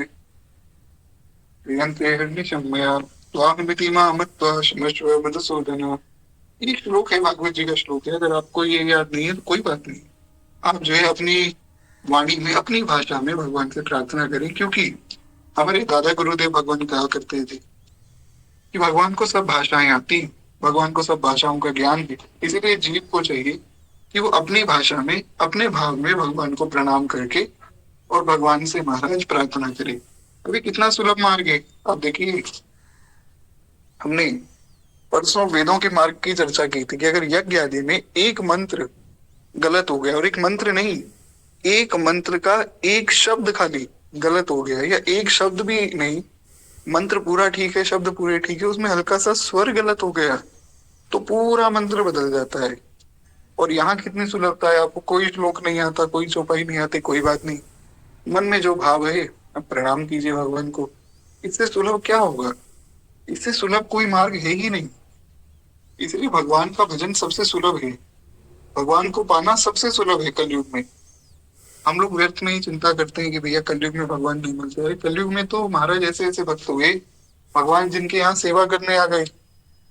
भगवान श्री पुंडरीक जी के यहाँ आए, पुंडरीक जी ने कहा कि भैया ऐसा है कि मैं माता पिता की सेवा कर रहा हूँ, तो आप जो है बाहर खड़े रहो, जब मेरी सेवा पूरी होगी तब आऊंगा। तो भगवान विठल नाथ ईंट के ऊपर हाथ पे हाथ धरे खड़े, कमर पे हाथ धर के भगवान खड़े। श्री नामदेव जी महाराज को भगवान ने कहा कि भैया तुम्हारी माता जी जो है बड़ी सुंदर मिष्ठान बनाती हैं, तो तुम ऐसा करो, मेरी जगह तुम आकर खड़े हो जाओ और मैं तुम्हारे घर जाकर मिष्ठान पाकर आता हूँ, तुम्हारी मैया को समझा भी दूंगा। तो भगवान जो है अपनी जगह से उतर गए, भक्त को अपनी जगह खड़ा कर दिया और मैया को समझाने चले गए। क्या ऐसा कहीं त्रेता में, द्वापर में कहीं आपने सुना है?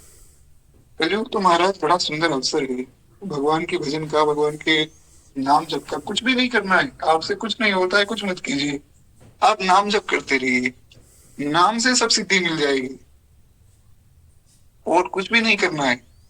इसलिए तो गोस्वामी जी ने कहा कि राम जपु राम जपु राम जपु बाबरे। कहते हैं भैया, राम नाम को छोड़कर, यानी कि भगवान के नाम को छोड़कर और कुछ साधन है ही नहीं। राम नाम सो ही अंत सब ही को कामरे, अंत में सबको यहाँ आना पड़ेगा। भलो जो है पूछ जो है दाहिनो जो बामरे, राम नाम सो ही अंत सब ही को कामरे। अन्य कोई आश्रय नहीं है, केवल भगवान का नाम। जो नाम प्रिय हो भगवान का, सब नाम में से जो प्रिय हो सबको आप जप सकते हैं। श्री मलुकदास जी ने भी ऐसा ही एक साखी लिखी कि राम कहो राम कहो बावरे, अवसर ना चूक भोंदू पायो भलो दावरे। मलुकदास जी ने कहा कि हे मूर्ख, हे बावरे, राम कहे, यानी कि भगवान का नाम जप, राम कहो राम कहो राम कहो बावरे, अवसर ना चूक भोंदू पायो भलो दावरे। बहुत अच्छा दाव मिल गया। क्यों?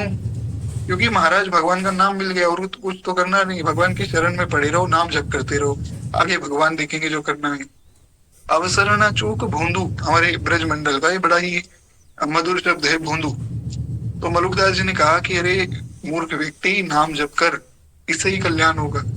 श्री आदि शंकराचार्य भगवान आए महाराज, उन्होंने बड़े साधन बताए, न पुण्यम न पापम न सौख्यम न दुख्यम आदि सब बताया, शिवोहम करके। अंत में क्या बोला उन्होंने? उनका मूल उपदेश क्या है? गोविंदम भज मूढ़मते, भज गोविंदम भज गोविंदम गोविंदम भज मूढ़मते, पुनरपि जन्म पुनरपि मरणम पुनरपि जन्म जित्रे शयनम, भज गोविंदम गोविंदम भज मूढ़मते। भगवान श्री आदि शंकराचार्य का वचन है ये। अगर कोई ये सोचे ना कि ये तो केवल वैष्णव जन ही बताते हैं नाम, हर व्यक्ति बता रहे हैं भैया। आदि शंकराचार्य भगवान जिनसे शैव परंपरा शुरू हुई है, वे कह रहे हैं कि भज गोविंदम गोविंदम भज मूढ़मते, भगवान का नाम जपो, नाम जप से कल्याण होगा। इस प्रकार से नाम जो है वो परम मंगलमय और परम निधि है महाराज। यार एक बार प्रेम से पूछे श्री भगवान नाम की जय। कहते हैं कि हे राजन, इस प्रकार से जो है भगवान की स्तुति की जाए।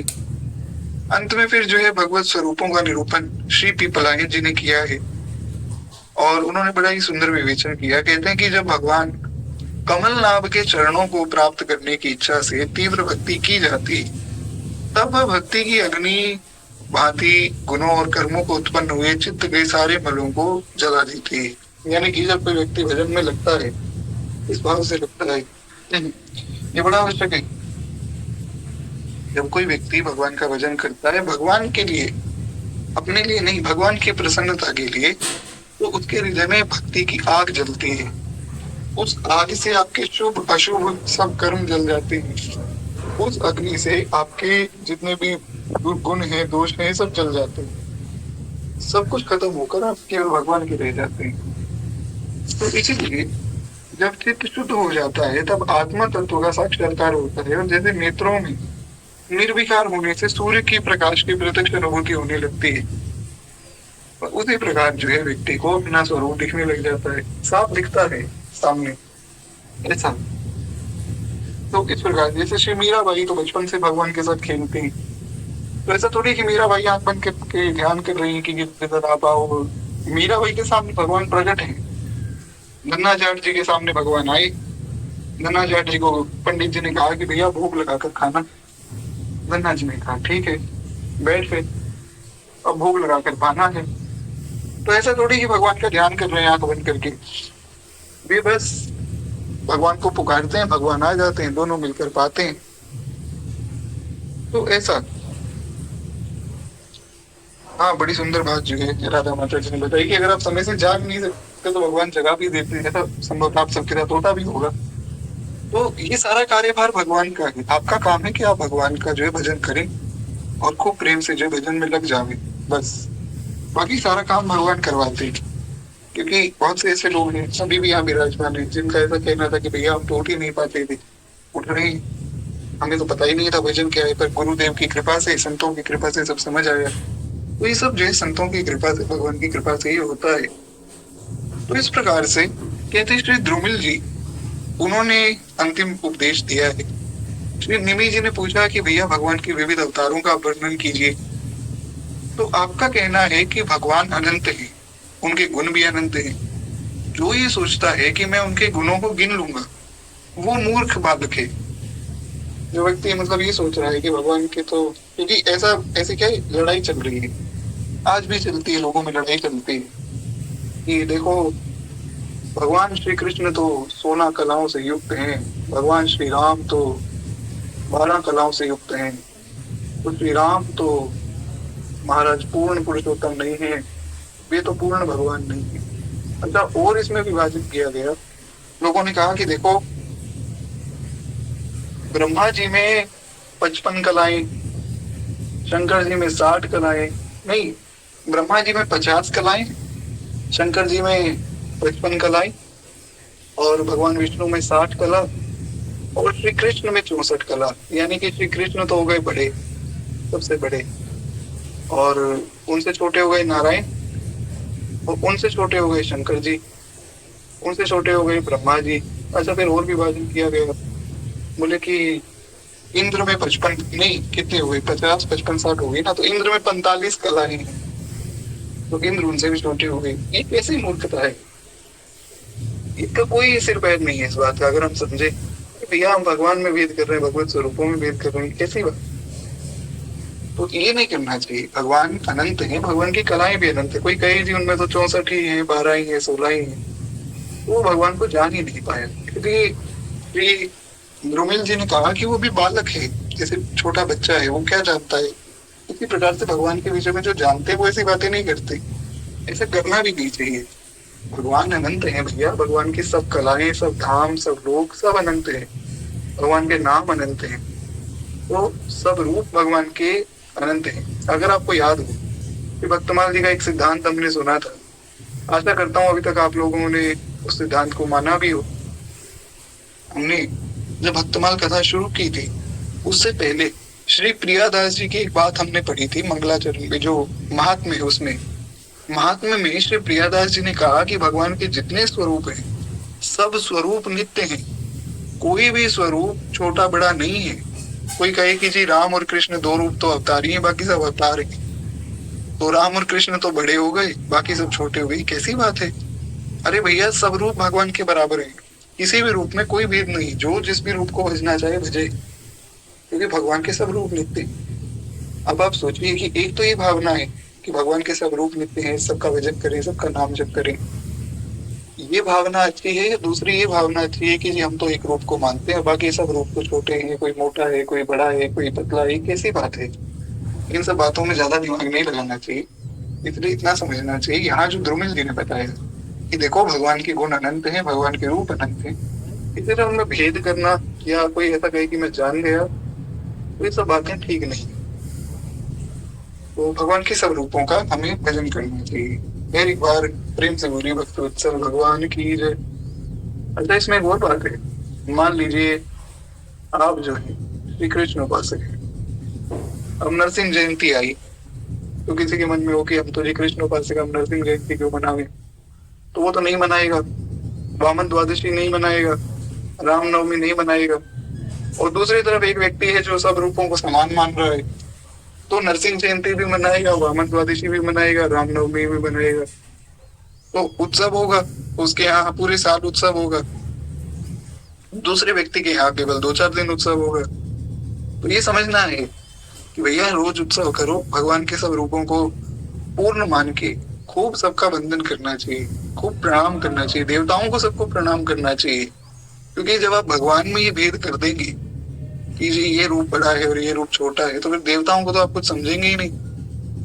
और जो भगवान के भक्त मनुष्य हैं वो तो फिर कुछ है ही नहीं। फिर जब देवता ही कुछ नहीं है तो मनुष्य क्या है।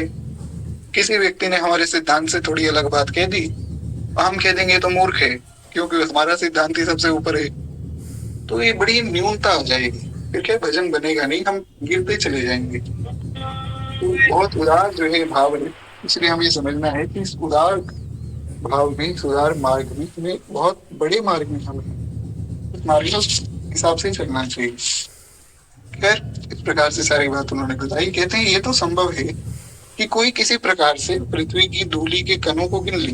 वैसे तो संभव नहीं है, मान लीजिए किसी ने गिन लिया, परंतु समस्त शक्तियों का आश्रय लेकर भी भगवान के अनंत गुणों को कोई भी नहीं गिन सकता है। राम अनंत अनंत गुणानी, गोस्वामी जी ने श्रीमद् रामचरितमानस में कहा। यही बात श्री भागवत जी में श्री सुखदेव गोस्वामी जी कह रहे हैं। यही बात जो है नरसिंह पुराण में भगवान व्यास कह रहे हैं। तो जब सारी स्वरूपों के लिए एक ही बात कही जा रही है तो इसका एक ही मतलब हुआ कि सब स्वरूप नित्य। कहते इस प्रकार से भगवान के गुणों को गिन पाना संभव ही नहीं। तो ऐसा सब वर्णन करके यहाँ ध्रुमिल जी ने भी वाणी को विश्राम दिया है। बार प्रेम से बोलिए भक्तवत्सल भगवान की जय। तो इस प्रकार से जो हमारा ये वाला छप्पा है ये भी पूर्ण हुआ। इसमें हमने बहुत विस्तार में सुना नव योगेश्वर जी और निमि जी का संवाद। अब एक बहुत ही सुंदर प्रसंग है, वो है नवदा भक्ति का प्रसंग। नवदा भक्ति किन्होंने की, किस किस प्रकार की, ये सारी बातें हम सुनेंगे।